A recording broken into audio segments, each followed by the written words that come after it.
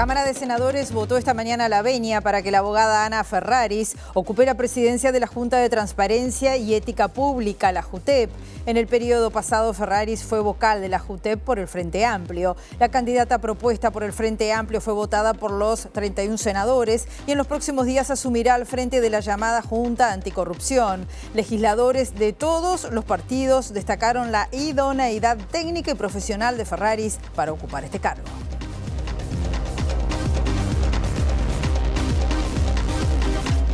¿Cómo están? Bienvenidas, bienvenidos a MBD Noticias. Comenzamos con información con 20 grados a esta hora. Una jornada que va a seguir con el cielo nuboso, cubierto, los vientos soplando del sureste al noreste entre 10 a 30 kilómetros por hora con rachas que pueden llegar a 50 kilómetros por hora a los vientos y una máxima anunciada de 22 grados. Estamos viendo las cámaras del Centro de Gestión de Movilidad de la Intendencia de Montevideo en Guadalupe, desde Rocha hasta Pando. Hay obras de saneamiento en Cabildo, desde Nicaragua hasta Miguelete. Todo el día van a estar trabajando también en obras de saneamiento. Ciudadela desde Cerrito hasta Piedras, hasta las 23:30 también habrá allí trabajo. A estar atentos en estos puntos de la capital. Vemos los títulos que se están destacando a esta hora.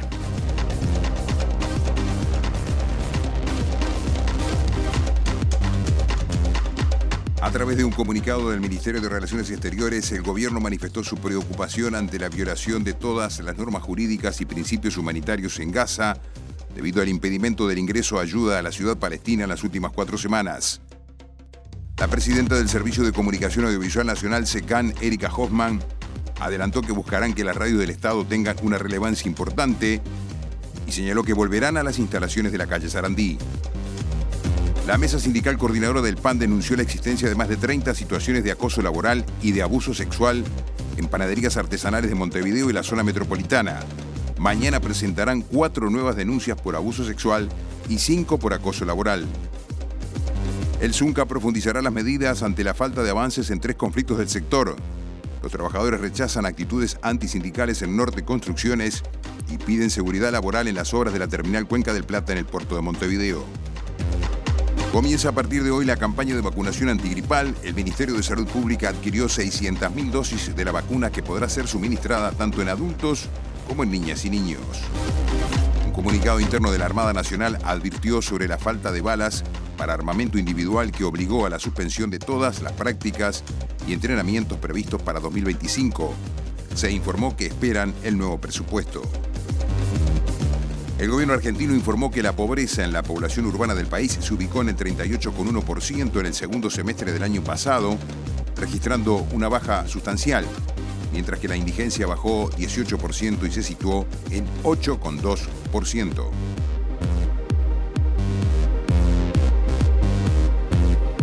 En el inicio del informativo nos vamos al Parlamento. Han pasado muchas cosas. Allí ha estado toda la mañana nuestra periodista Juliana Perdomo. ¿Cómo estás, Juliana? Bienvenida y buen mediodía para ti. Gracias, Rosina. Buen mediodía para todos. Como ustedes señalaban en titulares, desde las 9:30 de la mañana está reunida la Cámara de Senadores discutiendo varios temas, entre ellos la situación financiera del CASMU. Ustedes recordarán que la semana pasada el Poder Ejecutivo envió un proyecto de ley aquí al Parlamento para ampliar el plazo del trabajo de los interventores y además que se libere la segunda etapa del Fondo de Garantías que fue aprobado en agosto del año pasado por los parlamentarios.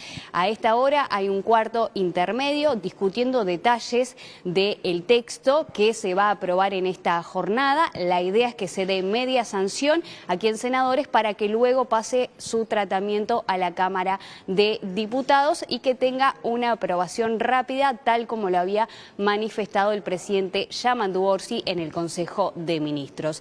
Como ha trascendido y como ha informado la ministra de Salud Pública, Cristina Luchtenberg, se están manteniendo reuniones con los trabajadores médicos y no médicos para escuchar todas las voces y seguir trabajando en este tema.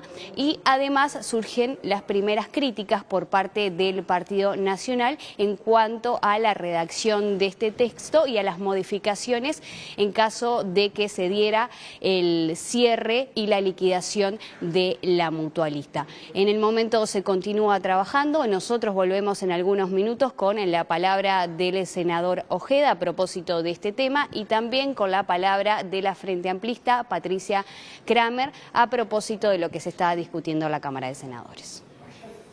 Muchas gracias, Juliana. El gobierno oficializó la candidatura del ex ministro de Ganadería, Agricultura y Pesca, Fernando Matos, como director general del Instituto Interamericano de Cooperación para la Agricultura.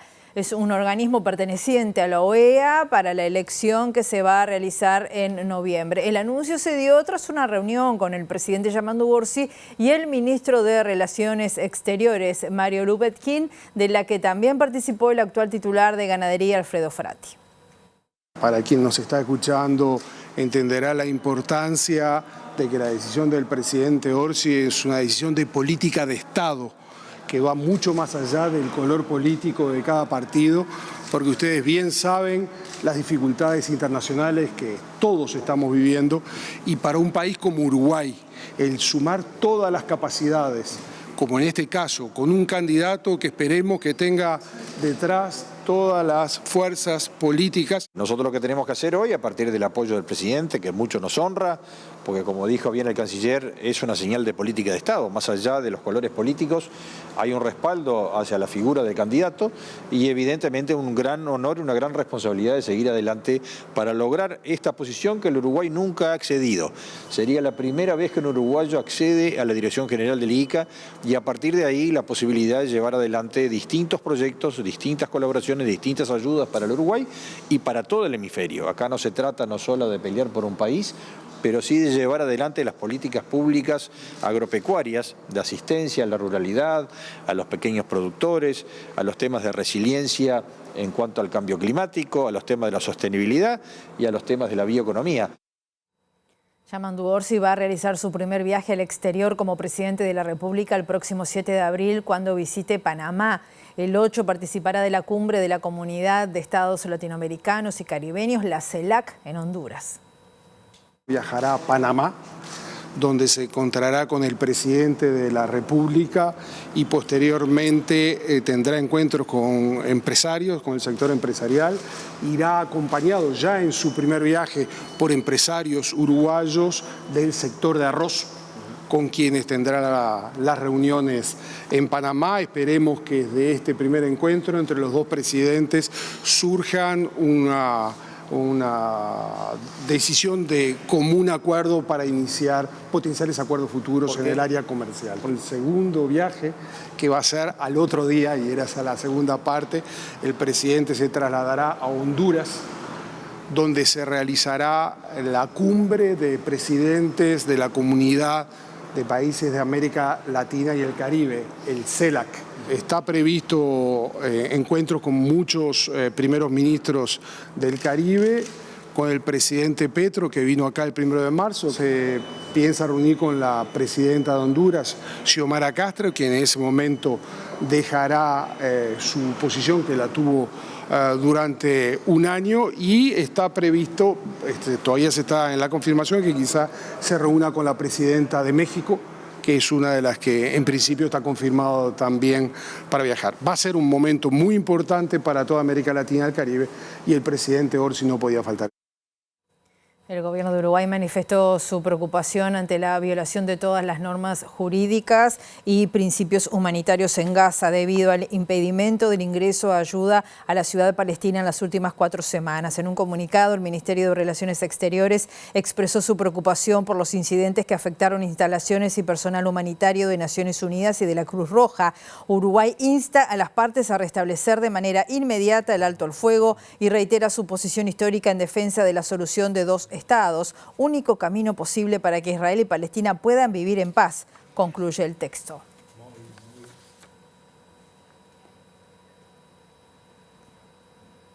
Volvemos al Parlamento ahora con nuestra periodista Juliana Perdomo. Juliana.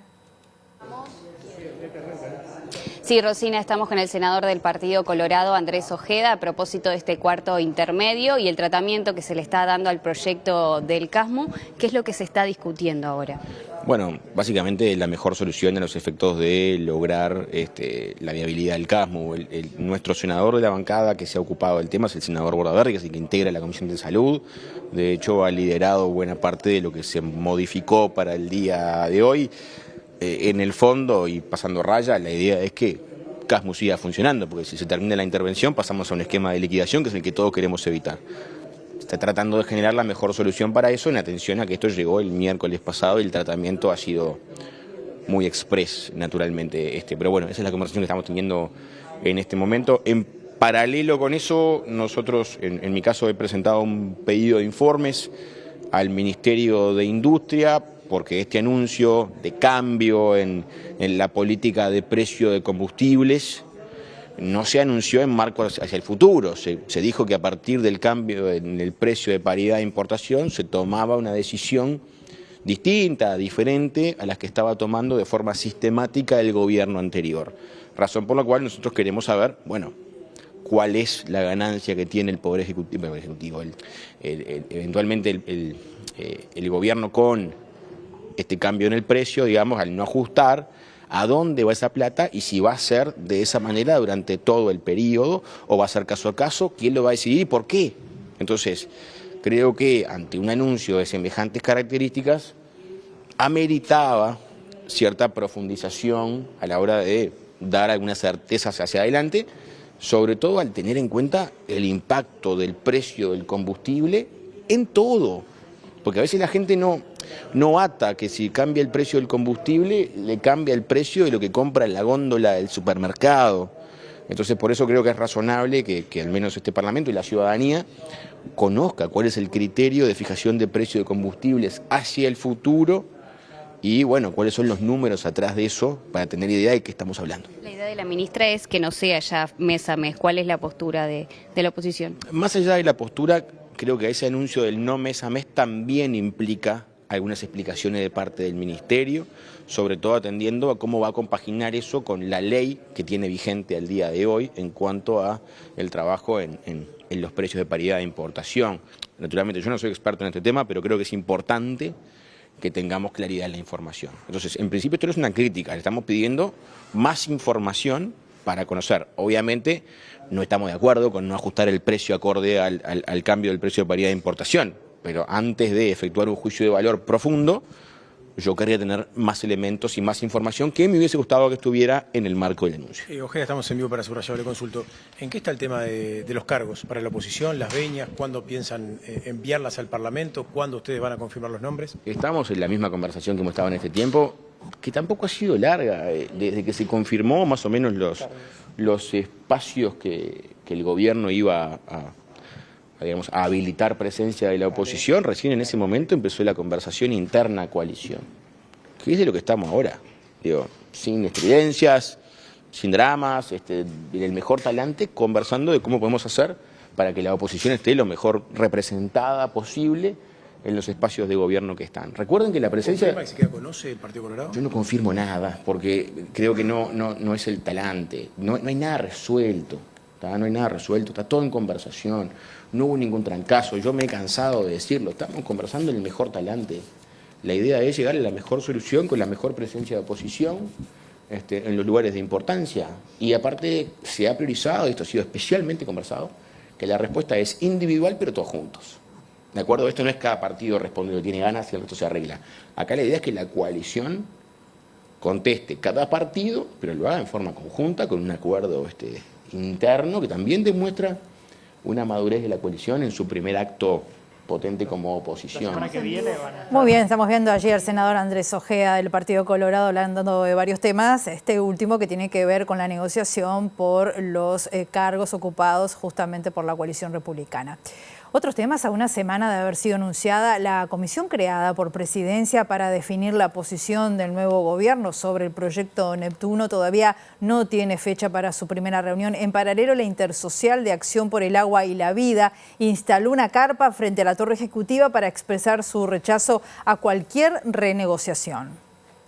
Al terminar el Consejo de Ministros del 25 de marzo, el presidente Yamandu Orsi anunció la puesta en marcha de una comisión de trabajo para renegociar el contrato con el consorcio a cargo del proyecto Neptuno, integrada por el Ministerio de Economía y Finanzas, el Ministerio de Ambiente, la OCE y la Corporación Nacional para el Desarrollo.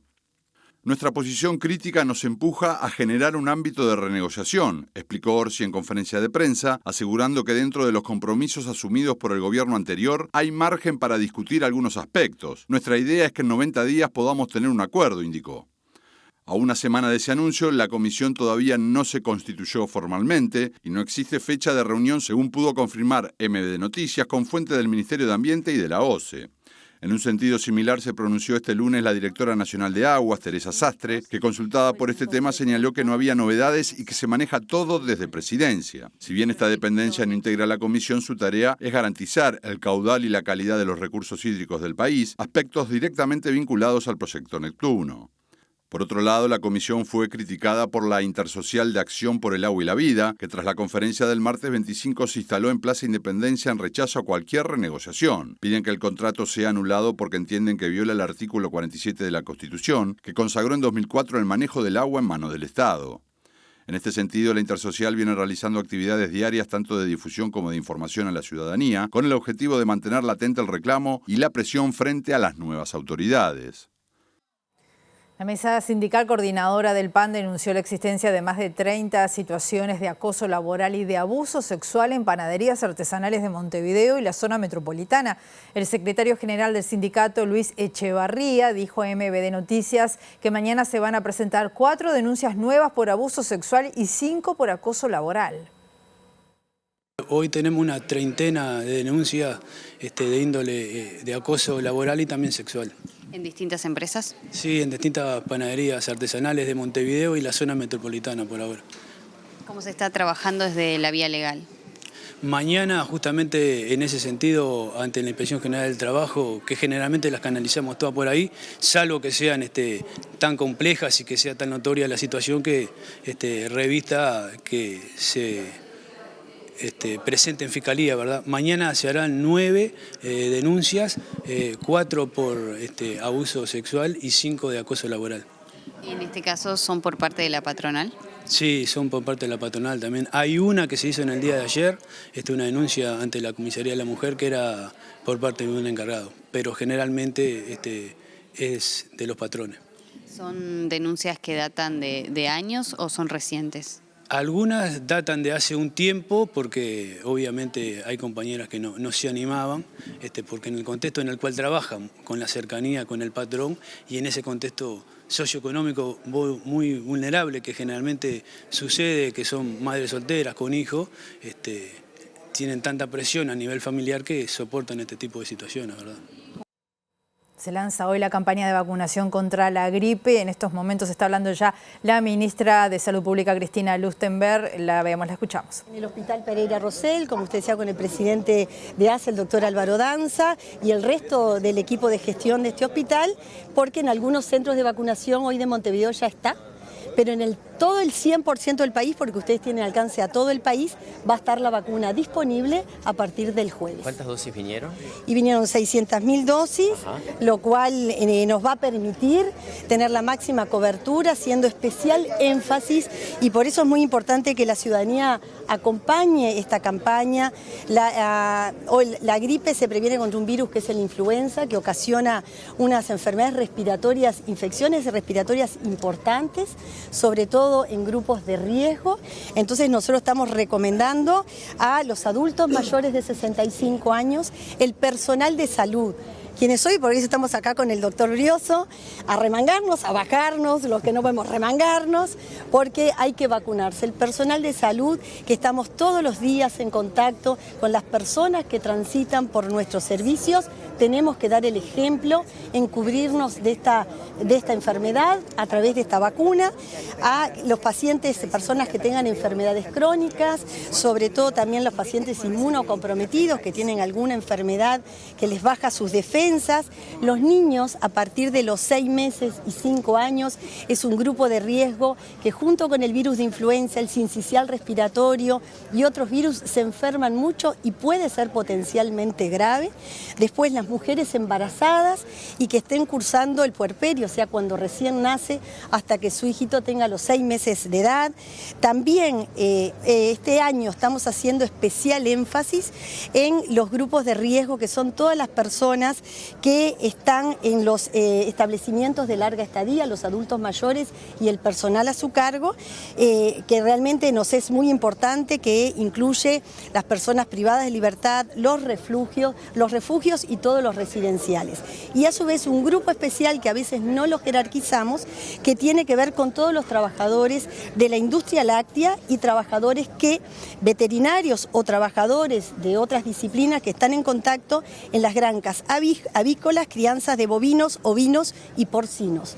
Es muy importante cubrir todos los grupos de mayor riesgo, informarnos, sacarnos las dudas. Eso me vacuné, me enfermé, es un mito, es porque la vacuna yo soy pediatra de profesión, entonces se me va un poquito, protege contra los virus que son más prevalentes. Es una vacuna que se hace a medida de los virus que han circulado en el hemisferio norte y se adapta al hemisferio sur, pero no protege contra el 100% de las infecciones y de los virus. Ministra, ¿se hincapié en el personal de salud porque años anteriores no tuvieron desde ese grupo la respuesta que tenían, que esperaban? Bueno, a veces nos cuesta un poco, Mariela, venimos nosotros, acá estudiamos las coberturas por grupo. Yo les puedo decir que en los números del año 2024 se expidieron en el país dosis administradas 535.843, en lo cual el personal de salud se vacunó en un 34%, o sea, todavía tenemos mucho para trabajar en este grupo que nosotros entendemos que es de riesgo y simbólicamente significa muchísimo. El personal de salud que se enferme en la etapa donde más demanda asistencial hay, que es en el invierno. Ustedes saben, los meses de invierno es donde más se demandan los servicios asistenciales, entonces ahí también genera mucha demanda y sobrecarga, porque lo que nosotros más tenemos que cuidar es que la gente tenga la mejor calidad asistencial. Para eso nuestros recursos humanos en salud, con todos los trabajadores de la salud, son un grupo a cuidar, a proteger en condiciones laborales, y le estamos pidiendo una conducta de protección hacia ellos y hacia la población que nosotros... Ministra, hoy se conoció la integración de la Comisión para el Diseño del Hospital de la Costa. ¿Es uno de los desafíos que eso quedó concretado en esta administración, ese centro? Sí, eso, bueno, nosotros, el presidente de la República lo ha dicho en los compromisos asumidos. Vamos a fortalecer todo el proceso de atención en el eje de la ruta interbalnearia, tanto en Ciudad de la Costa como en Costa de Oro, lugares donde la densidad demográfica ha aumentado muchísimo y las respuestas del sector asistencial, sobre todo de ACE en este caso, no es la adecuada, y la coordinación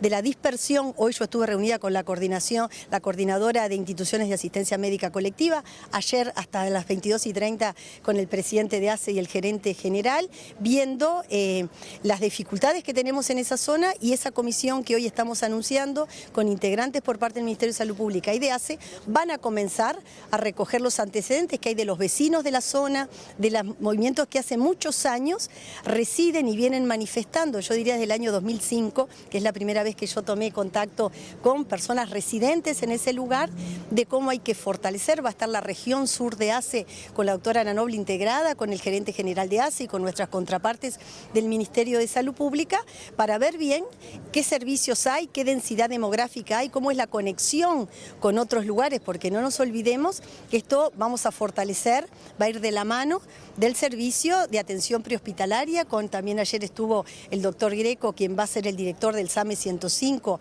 en esta administración, porque vamos a tener que tener ajustadas las redes de traslado, derivación hacia el Hospital de Clínicas, hacia este Hospital Pereira Rosell, pero que la gente en el lugar donde está tenga la atención de primera línea y de mejor calidad asistencial, con farmacia a las 24 horas, con una emergencia que esté dispuesta a las 24 horas, y después vemos qué otras especialidades deberían estar en un lugar de esas características. Bueno, estamos viendo allí a la ministra de Salud Pública, Cristina Lustberg, en el lanzamiento que se está realizando hasta ahora de la campaña de vacunación contra la gripe. Como decía la ministra, ya en Montevideo la gente se puede vacunar, pero a lo largo de todo el país estará seguro a partir del próximo jueves. Vamos con temas que tienen que ver con lo gremial. 90 trabajadores de Paicueros serán enviados a seguro de paro en las próximas horas y se van a sumar a los 50 que ya se encuentran en esta situación.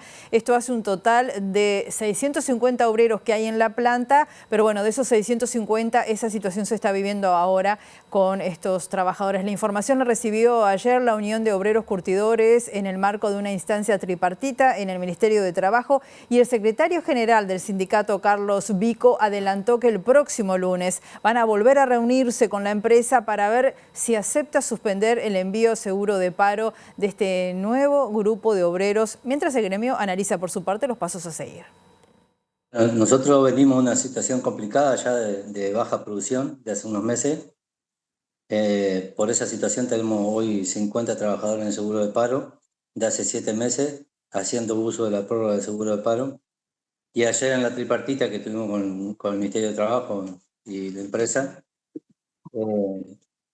se nos plantea 90 envíos más de seguro de paro a partir del jueves, que más o menos nosotros veíamos que se podía dar esa situación por cómo está la producción, pero anuncian de que nos van a pedir una nueva prórroga, o sea que de esos 50 trabajadores, si nos piden prórroga, serían despedidos. Esa es la situación más grave que tenemos hoy.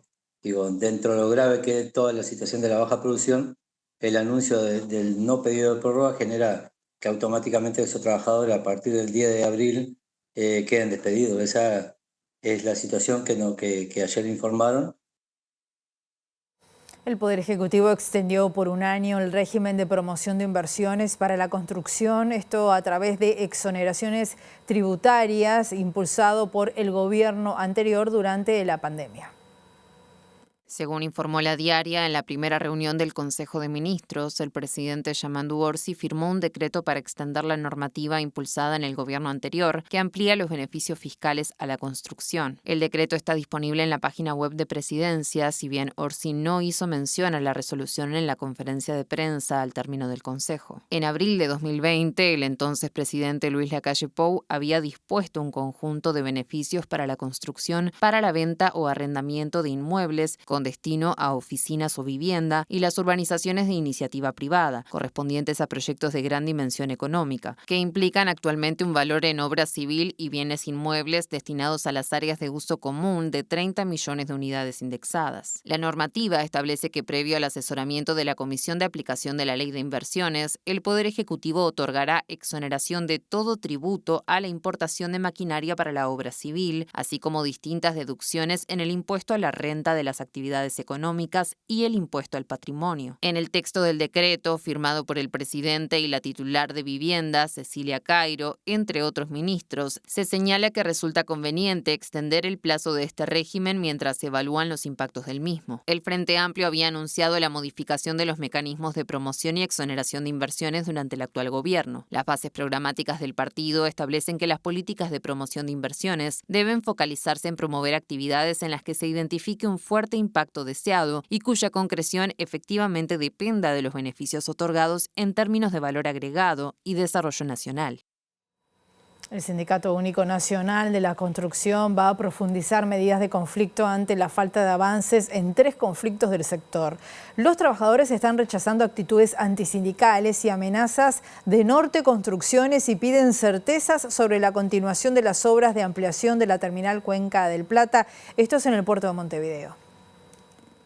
En estas semanas se empiezan a profundizar las medidas de conflicto, básicamente por 3 temas. Uno tiene que ver con toda la situación que se está viviendo con la empresa Norte, donde estamos a la espera de avances en ese sentido en la negociación. Lo segundo tiene que ver con que ya se están cumpliendo 2 meses de prácticamente la paralización total de la obra del puerto, porque de una plantilla de 250 trabajadores, solo 7 trabajadores quedaron en la obra, donde la obra prácticamente está detenida por problemas contractuales entre las empresas y ahora nos convocan a la Comisión de Consejo de Salario a los efectos de encontrar un acuerdo, pero el planteo que nos realizan esto es por el contrario, es plantearnos que si no acordamos como ellos lo plantean, lo que van a hacer es que para el próximo periodo de licencia, bueno, que ya no se resuelva más por acuerdo entre empresarios y trabajadores en el Consejo de Salario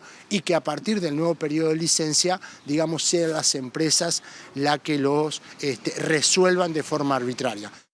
Díaz también señaló desacuerdos con el periodo de licencias que rompe un acuerdo histórico de la industria y que será fijada de forma unilateral por las empresas. El secretario general del Zunca destacó el vínculo con las nuevas autoridades del Ministerio de Trabajo. Hay una actitud distinta por parte del Ministerio de Trabajo si uno la compara con los 5 años anteriores. Pero bueno, también es cierto que en el andar del carro iremos viendo, porque no alcanza solamente con reunirnos.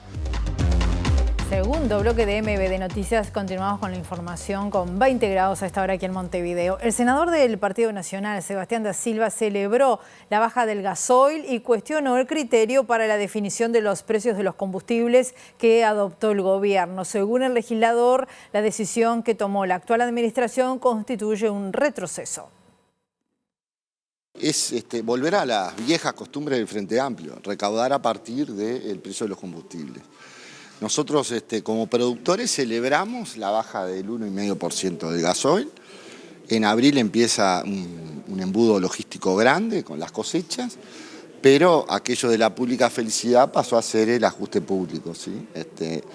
La gente que está pensando en qué hacer en Semana de Turismo, Semana Santa, tiene que saber que hoy se podría bajar 3 pesitos, 3 pesos con 50 la nafta y el gobierno se la va a meter en el bolsillo.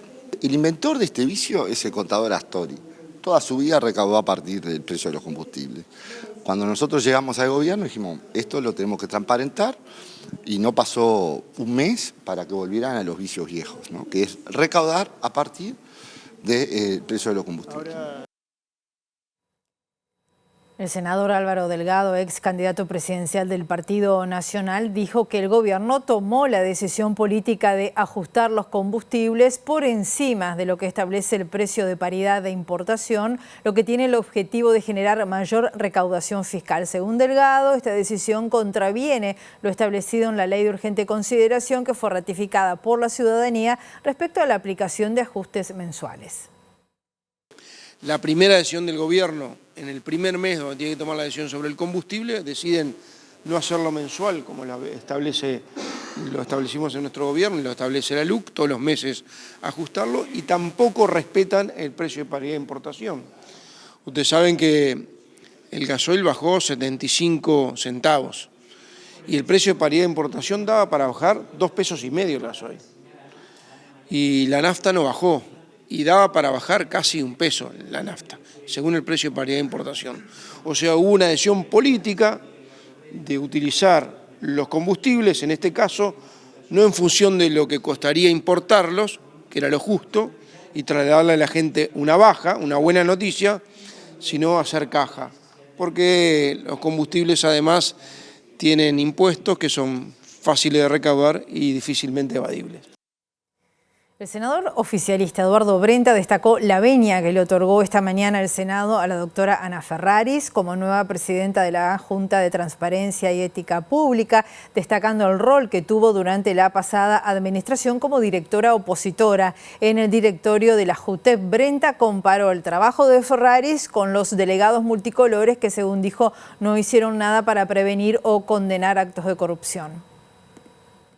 Claramente nos parece un paso muy importante adelante porque la doctora Ferraris fue una funcionaria absolutamente comprometida con el rol de la JUTEP, sobre el cual nosotros tenemos una opinión muy crítica, ¿verdad? La JUTEP funcionó en el periodo pasado con escasos recursos, parte de los recursos que se le otorgaron no los utilizó, hay un atraso notorio en el control por lo que obliga la ley de las declaraciones juradas. Hubo casos notorios que se tardó años en tomar una definición.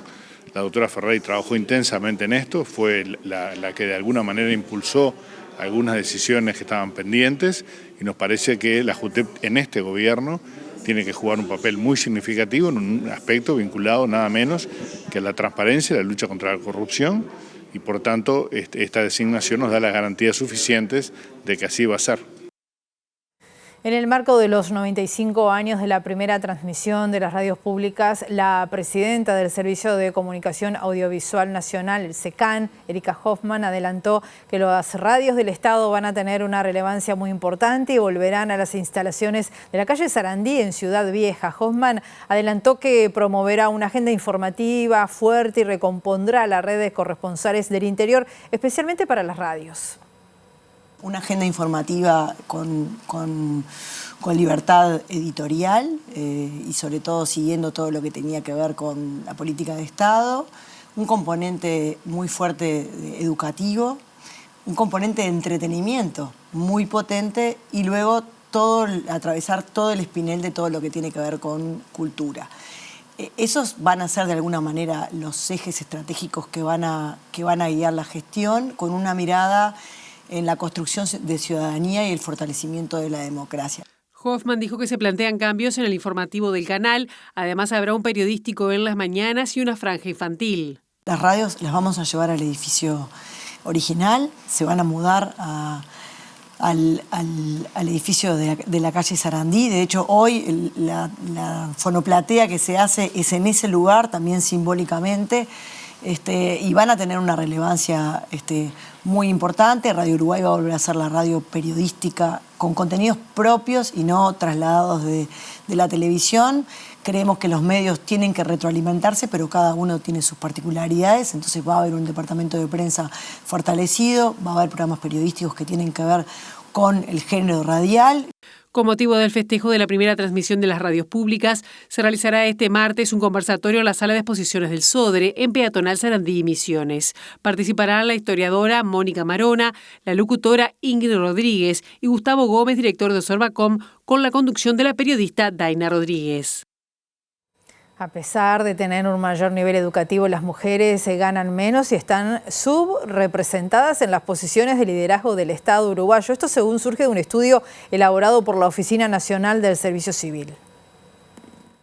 Aunque en Uruguay las mujeres representan el 55% del total de vínculos con el Estado, solo 42% de los cargos de conducción son ocupados por mujeres. Este es uno de los datos que surgen del estudio Brecha de Género en los puestos jerárquicos en el Estado uruguayo, elaborado por la Oficina Nacional del Servicio Civil y el Laboratorio y Observatorio de la Gestión Humana del Estado. El trabajo, que sistematiza datos de los distintos organismos del Estado correspondientes a 2024, evidencia la subrepresentación de las mujeres en los lugares de liderazgo en el sector público y las barreras que existen para su acceso a roles de poder, a pesar de los avances normativos en materia de equidad de género. En términos generales, las mujeres presentan en promedio un nivel educativo superior al de los hombres. Sin embargo, acceden significativamente menos a cargos de decisión. Según el informe, los niveles 1 y 2 de cargos de alta jerarquía, los políticos y de particular confianza, respectivamente, son ocupados en un 70 y 71% por hombres. En tanto, dentro del Poder Ejecutivo, solo el 12% de los cargos pertenecen a mujeres, mientras que en el Legislativo lo hacen solo 27%, 9 puntos porcentuales debajo del promedio latinoamericano, que es de 36%. En promedio, la brecha salarial favorece a los hombres en más de un 10%, con la excepción de los niveles 1 y 2, donde las mujeres ganan ligeramente más.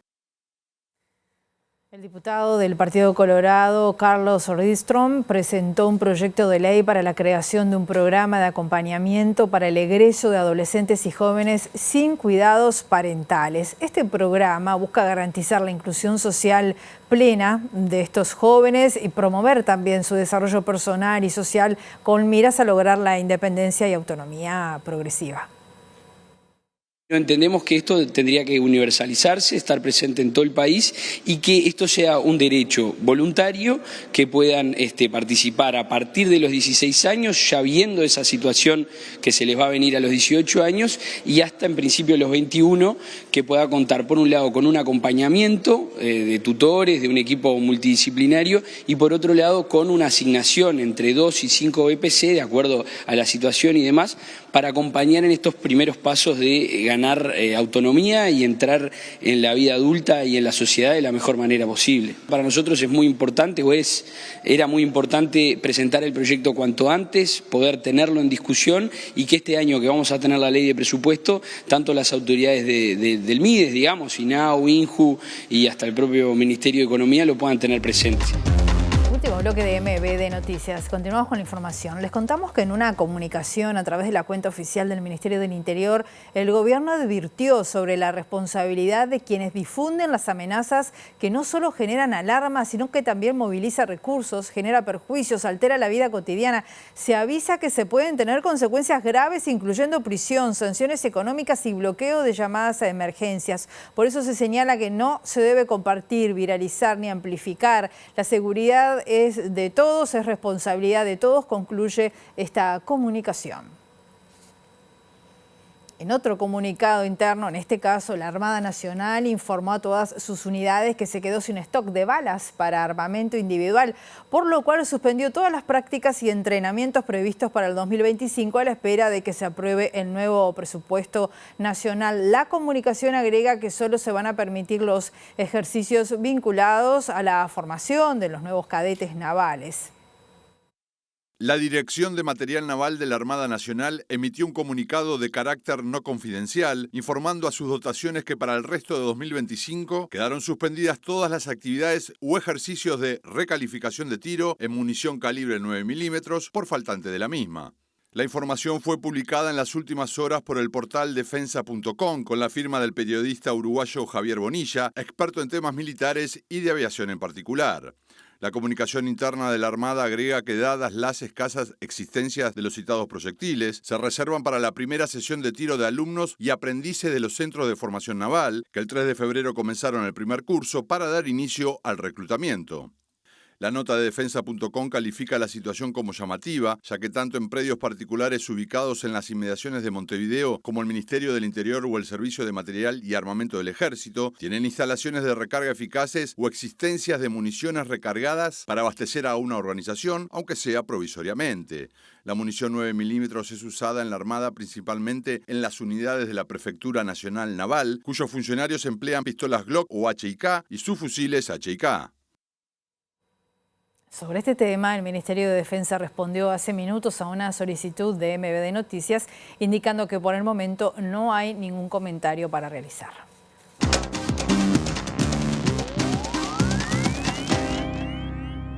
El Instituto Nacional de Estadística y Censos de Argentina, el INDEC, informó este lunes que la pobreza en la población urbana del país se situó en 38,1% en el segundo semestre del año pasado. Este guarismo representa una caída de 14,8 puntos porcentuales respecto a la tasa registrada en la primera mitad del 2024. El INDEC señaló que se trata de un retroceso significativo respecto al primer semestre de 2024, cuando 52,9% de los 47 millones de habitantes del país vivían en la pobreza, mientras que la tasa de indigencia bajó también a 8,2% de la población respecto al 18,1% del semestre anterior. Según la metodología del INDEC, los hogares que se clasifican como pobres son aquellos que no tienen ingresos suficientes para comprar una canasta básica, que de acuerdo al último reporte del instituto alcanzó en febrero pasado el valor de $313 al cambio oficial. La reducción de la pobreza va de la mano con la caída de la inflación, que pasó de 211% en 2023 a 118% en 2024, una baja que el presidente Javier Milei ha destacado como el principal logro de su gobierno, afirmando en redes sociales que esto lo disfrutan los argentinos de bien y lo sufren mandriles econochantas, al referirse a los economistas contrarios a su programa como chantas o estafadores. Sin embargo, la contracción de la economía producto del ajuste del gobierno tuvo su correlato en el consumo, que lleva 15 meses consecutivos de caída y se tradujo en miles de despidos por la eliminación o reducción de las dependencias del Estado y la paralización de obras públicas. También se desregularon tarifas de servicios públicos que triplicaron su valor y se liberó el precio de los alquileres, medicamentos, entre otros, lo que provocó aumentos que impactaron con más fuerza sobre personas jubiladas, el sector más perjudicado por el ajuste. Nos vamos, volvemos a las 18:55 a nuestra edición central o mañana a las 8, la primera edición de MBD Noticias. Que pasen muy bien, hasta luego.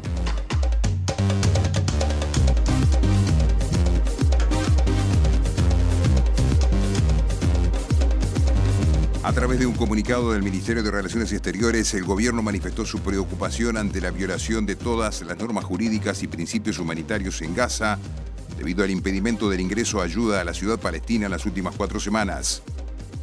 La presidenta del Servicio de Comunicación Audiovisual Nacional, SECAN, Erika Hoffman, adelantó que buscarán que las radios del Estado tengan una relevancia importante y señaló que volverán a las instalaciones de la calle Sarandí.